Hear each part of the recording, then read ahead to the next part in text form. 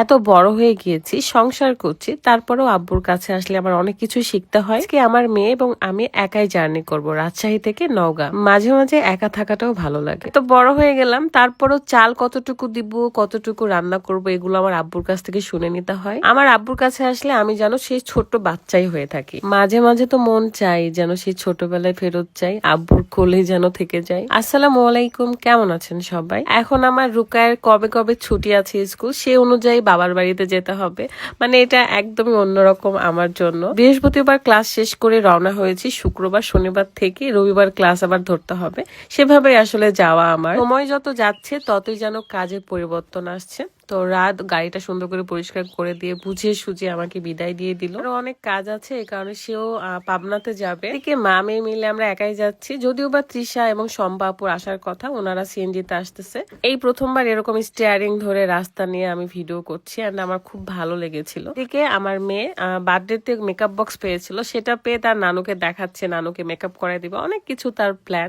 তো আমি গাড়িটা লক করে চলে যাব বাসায়, এবং অনেক রান্না বান্নার কাজও রয়েছে। আমি রাজশাহী থেকে যদিও বা মাছ মাংস এগুলো সবকিছু নিয়ে আসছি, জাস্ট রান্না করতে হবে। এত সুন্দর পরিবেশ, চারিদিকে শুধু সবুজ আর সবুজ, মাঝখানে মাটির রাস্তা, মাশাআল্লাহ, আসলেই যেন জানটা শান্তি হয়ে যায়। মাছ মাংস দুধ অনেক কিছু নিয়ে আসছি, এন্ড সেগুলো রান্না বান্না করব।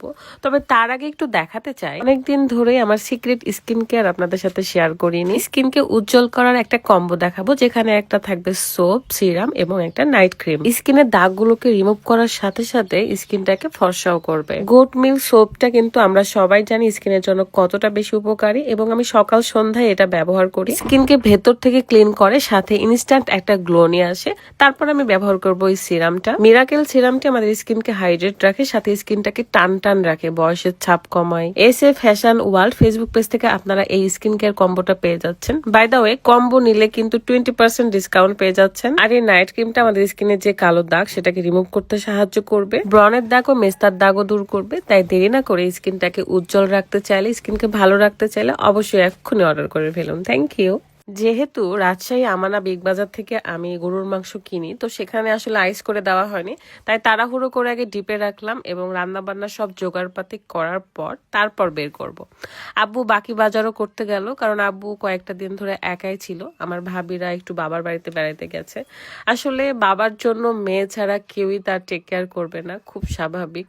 পরের মেয়েরাও হয়তো বা বোঝে না, যদিও বা আমি আমার শ্বশুরকে অনেক বেশি ভালোবাসি, অনেক টেক কেয়ার করি। এটাই আসলে প্রত্যেকটা মেয়েরই করা উচিত, শ্বশুর শাশুড়িকে অনেক বেশি ভালোবাসা উচিত, সম্মান করা উচিত। আমার আব্বুর যে খামার রয়েছে ছোট ছোট ব্রয়লার মুরগি, সেগুলো আপনাদেরকে অবশ্যই দেখাবো। এখন নতুন বাচ্চা উঠাইছে, তার আগে রান্না বান্না প্রসেসিং করতে হবে, কারণ রাত হয়ে গেলে তখন ভালো লাগে না অন্ধকারে। আসলে আমার আব্বুর পছন্দের গরুর মাংস, আলু ভাজি এবং রুই মাছ রান্না করব। যদিও বা গ্যাসের চুলায় রান্না দুইটা হয়ে গেছে, এখানে জাস্ট আলু ভাজি করব, না সরি মাছ ভাজি করব, মানে মাছ রান্নাটার ভাত চড়াই দিব। মাছটা ভালো করে ভেজে নিচ্ছিলাম। খড়ির জালের তরকারিটা খুব স্বাদের হয় এবং খুব তাড়াতাড়ি হয়। আমার কাছে মনে হয় যে দুই চুলাতে রান্না চড়াইছি এই কারণে যেন তাড়াতাড়ি হয়ে যায়, কারণ গরুর মাংস হতে তো অনেক টাইম লাগে। যদিও বা তৃষা এবং শম্পাপুর সাথে আমি গল্প করতে করতে রান্না কমপ্লিট করে ফেলেছি। আপনাদের দিনকাল কেমন যাচ্ছে বলেন তো? আমি এখনো আব্বুর কাছ থেকে অনেক কিছু শিখি। মানে আব্বুকে জিজ্ঞাসা করছিলাম, আব্বু আমরা তো 5 জন, তাহলে কয় কোটা চাল দিব, এই সেই। দেন আব্বু আমাকে সুন্দর করে মাপ বুঝিয়ে দিচ্ছিল। যাই হোক না কেন, সবার ঈদ কেমন কাটলো, ঈদের ছুটিতে কেমন কাটালেন, আবারও সেই নিজের সেই আগের জায়গায় ফেরত যাওয়া, মানে কাজে ফেরত যাওয়া, সবকিছু মিলেই আসলে জীবন, সুখ দুঃখ নিয়েই জীবন। আমার আসলে অনেক অনেক বেশি মন খারাপ আজকে, কারণ মানুষের এত উপকার করেছি, এত কিছু করার চেষ্টা করেছি, ভালো রাখার চেষ্টা করেছি, তারপরও কেন জানি ঘুরে ফিরে আমি ভালো থাকতে পারি না। কষ্ট আর ব্যথাগুলো শুধু আমার দিকেই তেড়ে আসে। মানুষকে আমি যতটুকু বুঝি, কিন্তু মানুষগুলো আমাকে বোঝে না। আমি যা চাইবো সেটা ঠিক বিপরীতটাই হয়, কারণ আমি বোকা আর অল্পতে মানুষকে ভালোবাসি, বিশ্বাস করি, ভালো থাকবো ভেবে অনেক কিছুই বলি, কিন্তু ভালো থাকাটা আর হয় না। যাই হোক না কেন, সবাই ভালো থাকবেন। আমার রান্না বান্নাও শেষ, অ্যান্ড বাবা মাকে অনেক বেশি ভালোবাসবেন, পরিবারের মানুষকে ভালোবাসবেন। আমার এই জীবনের কারো কাছে কোনো এক্সপেকটেশন নাই, কোনো আশা রাখি না। যার কাছে যত আশা রাখবেন তত বেশি দুঃখ পাবেন, কষ্ট পাবেন।